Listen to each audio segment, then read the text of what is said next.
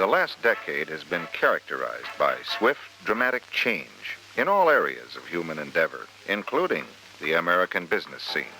Traditional ways of doing business have been challenged by new concepts, new approaches to corporate technology, new forms of competition, giving rise to new creative energies directed to the task of keeping business viable and forward-moving in the best tradition of the American dream. In the wake of change, innovation is the touchstone that can make the difference between standing still and being dynamic.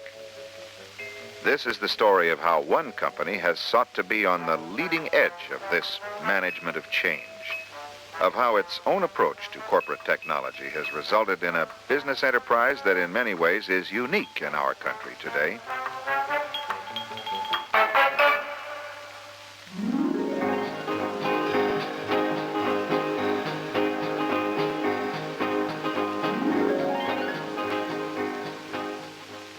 Ling Temco Vought, one of the fastest growing major corporations in the United States, is a highly diversified enterprise composed of 11 publicly owned companies with more than 125,000 employees, competing in more than 30 diverse markets, with more than 15,000 products and services to serve the increasing demands of millions, better, faster, more economically, and more conveniently.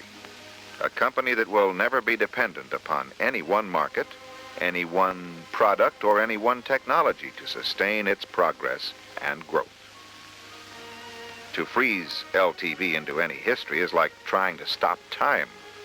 It simply cannot be done, for it is a constantly changing entity, different today from the company it was yesterday. But you can pick a moment, stop the clock, and say, "This is the LTV we speak of." LTV as it is today. But first, let's put LTV into perspective against the context of a very recent past. It is early 1965, and Project Redeployment is announced. Project Redeployment, the revolutionary concept for restructuring LTV, in which 11 operating divisions were redeployed into 3 subsidiaries, each having its own assets, product lines, markets, and operating management, with a portion of the LTV ownership of each to be offered to the public. It is still 1965, and the 3 new subsidiaries, LTV Aerospace, LTV Ling Alltech, LTV Electro Systems, are each thriving under Project Redeployment. Before the end of the year, another major business, the Okonite Company, is added through acquisition for cash. Annual sales, $336 million, which incidentally included only the 4th quarter for Okonite.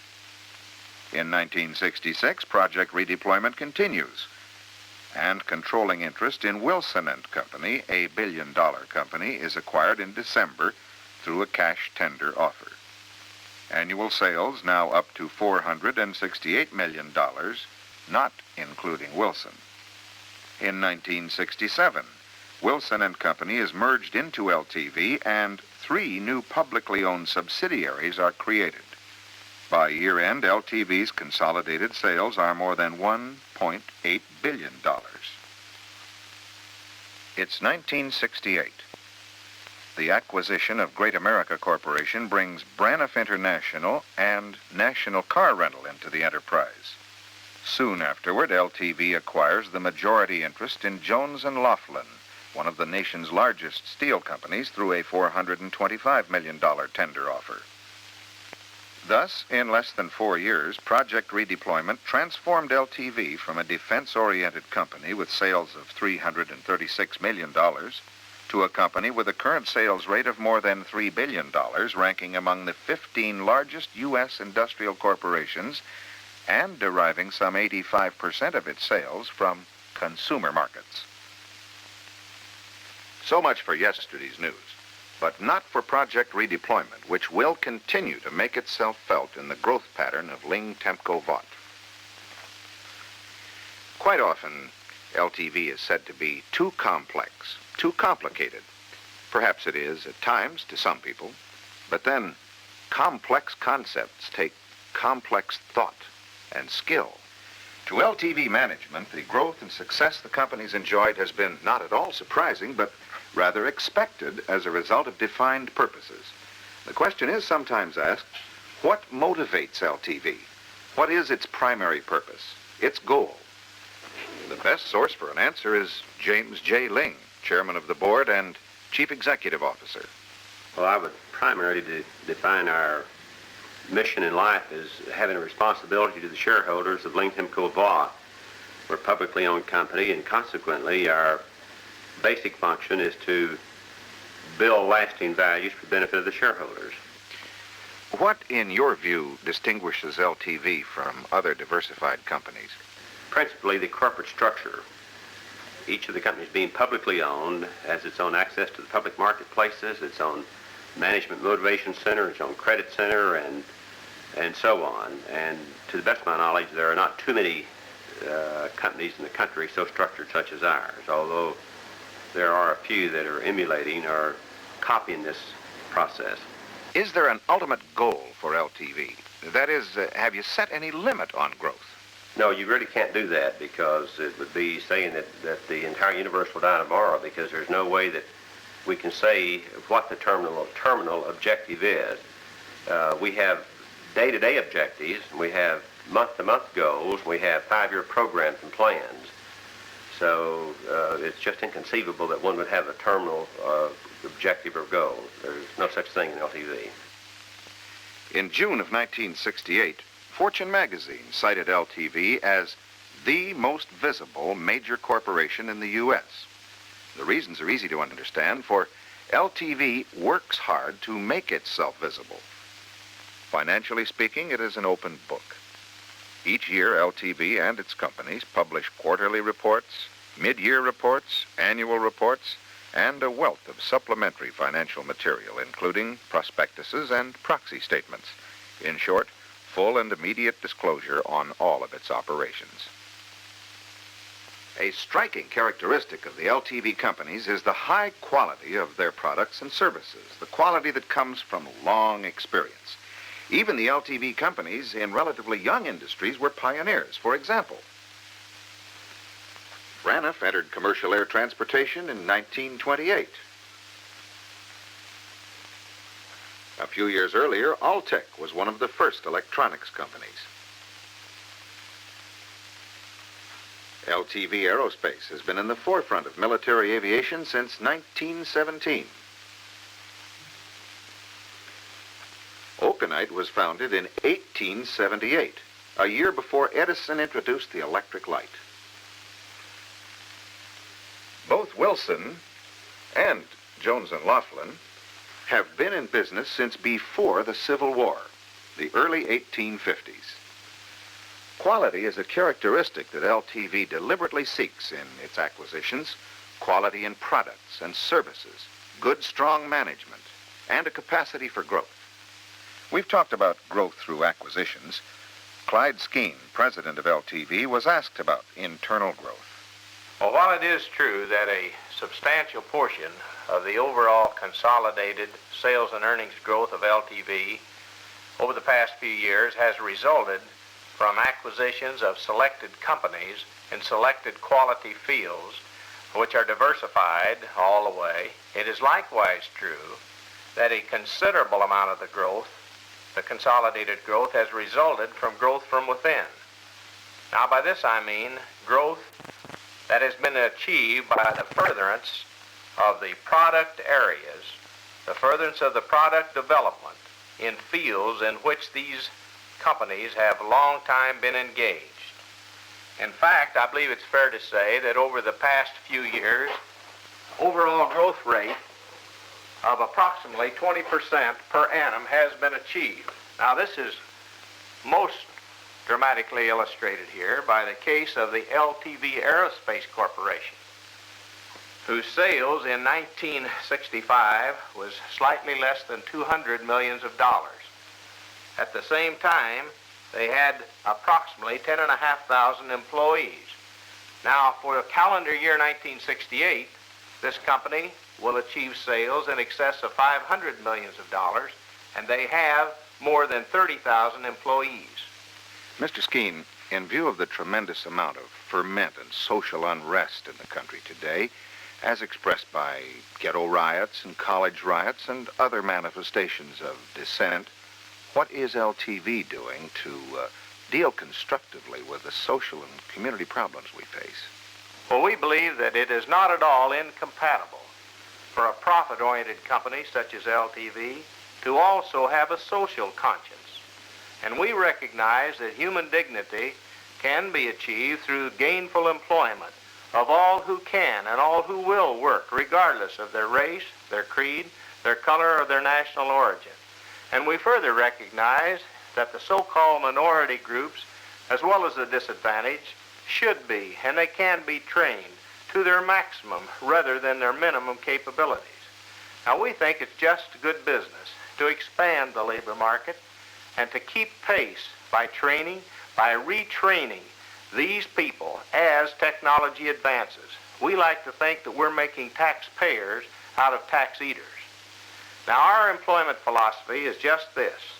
We like to screen in the disadvantaged rather than to screen them out. Now, furthermore, in order for a company to grow and to prosper in a community, it must have the support of that community. And this it can earn. It can earn this by being a good corporate citizen. Now, this is our objective, and the creation of new jobs as a result of the growth from within, which I've just mentioned. This is in itself a substantial contribution to the financial prosperity of these communities. Now, these well-paid employees, along with their companies, can and do make contributions to worthwhile civic and charitable organizations. These employees can and do participate in the formation of good government. In short, we encourage them to become good corporate citizens. LTV also stresses diversification at all operating levels. In fact, so strong is our belief in true diversification that it's our objective to see each LTV subsidiary diversify like the parent. That process is well underway. Case in point, the acquisition by Okanite, a power and communications cable company, of General Felt, thrusting Okanite into the promising field of indoor-outdoor carpeting, carpet underlay, and soft floor covering. Another, the acquisition by Ling Altec of Escon, which included Tamar Electronics' Stoddard Electro Systems Division, developer of a revolutionary modular system of RFI EMI automated data acquisition that makes digital processing of RFI data straightforward and economically feasible. Members of our corporate family are clearly diverse, yet basic similarities characterize them all. The Wilson trademark on a piece of sports equipment is classic, demanded by the pro, dreamed of by the amateur. Wilson keeps it that way with dramatic techniques of quality control. Another characteristic shared by all of the LTV companies is the capacity for innovative technology. Technology that made it possible for LTV Aerospace to win subcontracts for production of major sections of the giant 747 and the DC-10, the next generation of airliners. The commercial business helped balance out the firm's heavy backlog of military projects. If you know steel, you know Jones & Laughlin's enviable reputation as a quality producer. J&L has developed a dynamic control system for the basic oxygen furnace, the new and more efficient way of producing higher quality steel, tailored specifically for the customer as part of a $400 million modernization program. In the design and construction of superpower radio transmitters, like 10 new Voice of America stations, LTV Electro Systems is #1, major contractor on every important VLF station in the free world for the past 15 years. Wilson & Company is pioneering new processes to add more convenience and more profit to its famous line of more than 600 food products.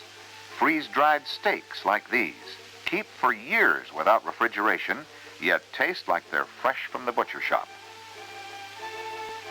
Executives of virtually every airline in the world have paid a visit to Braniff International's air cargo terminal in Dallas to see the world's most advanced system of air freight handling. Developed by Braniff, the system is completely automated and geared to process 350 tons of freight a day.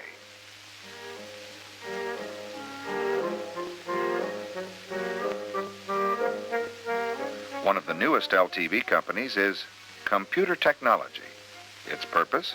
To offer the rapidly expanding computer industry a diversified range of computer-related products and services, representing a new generation of project redeployment, that is, at the subsidiary level. Computer technology combines the Dallas-based facilities, resources, personnel, and business backlogs of three going businesses: the LTV Computer Center, Computer Sciences Services of LTV Aerospace, and Service Technology Corporation. One more characteristic common to LTV companies is experienced, professional, entrepreneuring management in depth.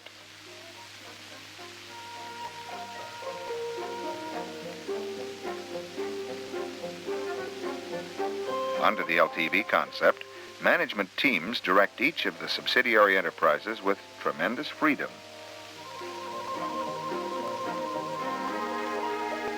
Each member of the management team is clearly an entrepreneur in his own right. Each is a substantial shareholder in his own company, so his personal goals are automatically shareholder-oriented.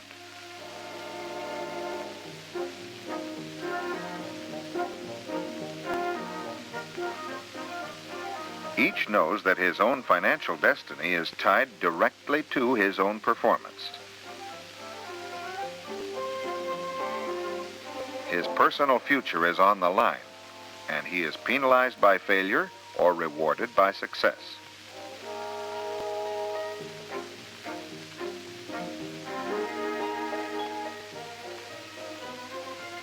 At the helm of a publicly owned enterprise, he functions in the full glare of that public ownership.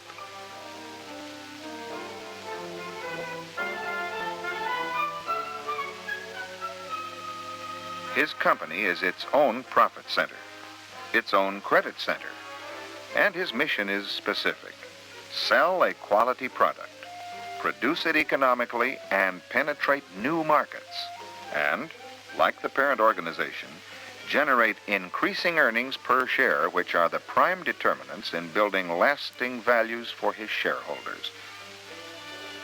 The system is simple, and the results are a matter of record.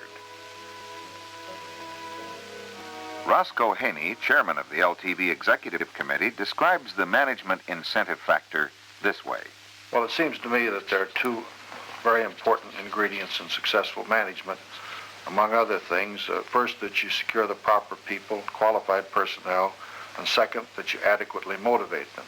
Now, I think LTV motivates its people through its principle of management, in where you have visible public accountability, where you have visible public responsibility, and where you have the necessary monetary considerations for motivation. LTV also provides us a check and balance in their management philosophy, that the leading executives of LTV serves on the boards of directors of each of the subsidiaries.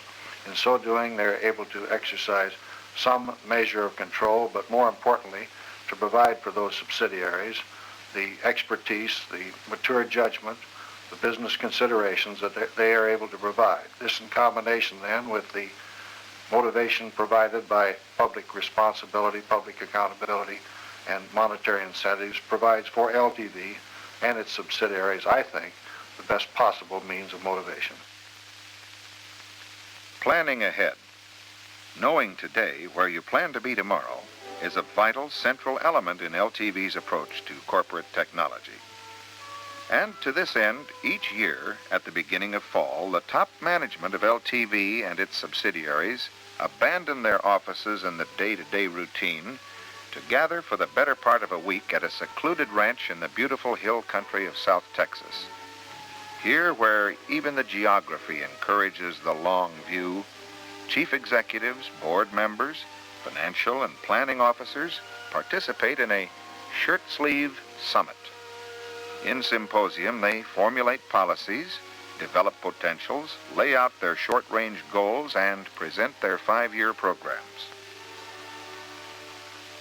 To free subsidiary management to concentrate on operations, a high-level professional corporate staff provides expertise in vital areas, in financial planning and acquisitions and mergers,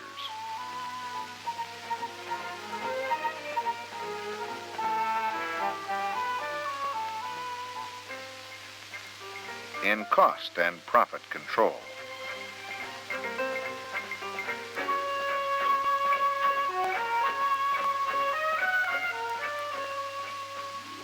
in administration and industrial relations,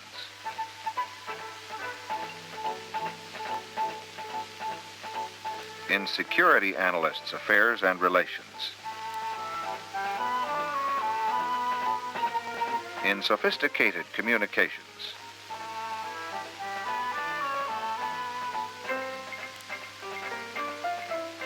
in public relations and advertising,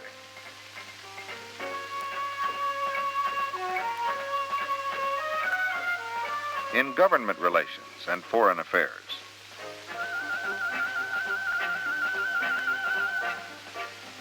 in legal affairs,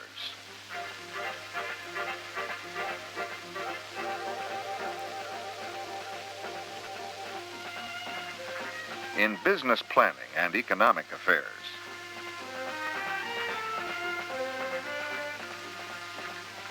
in fiscal management and bank relations,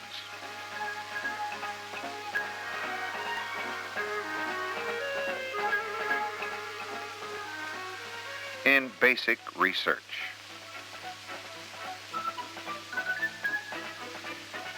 These corporate technologists play a major, indispensable role in the success of each subsidiary and provide management in depth at the parent level.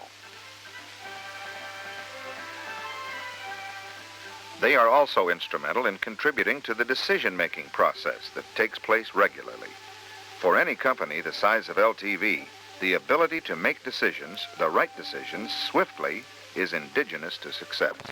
Because the quality of decision-making has always depended to a large extent on the quality of information available, LTV designed and utilizes one of the most advanced corporate information and control centers in existence anywhere. Here, information from myriad sources is gathered, assembled, analyzed, organized, and presented through the use of a highly sophisticated complex of audio-visual equipment. Here in this room, chief executives, the corporate staff, board members, subsidiary executives, bankers, or any group with a management-oriented need to know can meet, review, discuss, and make vital decisions with all the necessary information readily at hand. With push-button speed, instant audio and video communication links all facets of the LTV organization, and any presentation may be unobtrusively recorded by a 3-camera television system. Utilizing every advanced means to display significant data quickly, clearly, comprehensively, the Corporate Information and Control Center elevates the decision-making process to a real science. LTV is people. More than 125,000 of them working, building, innovating with a clear purpose and a proven method. In meat and food processing, in aircraft and missiles, space systems and ground vehicles, and technical and management services. In steel for industry, in car and truck rental, in commercial and consumer electronics, in sporting equipment and apparel, in pharmaceuticals and chemicals, in air travel and air cargo, in electronic systems design and communications, in power and utility cable and modern carpeting. 10 strong, vital subsidiaries and a parent operating company applying corporate technology to the task of building lasting values. Creative, growing enterprises competing for the privilege and the profit of serving the burgeoning needs of a world full of people. Ling Temco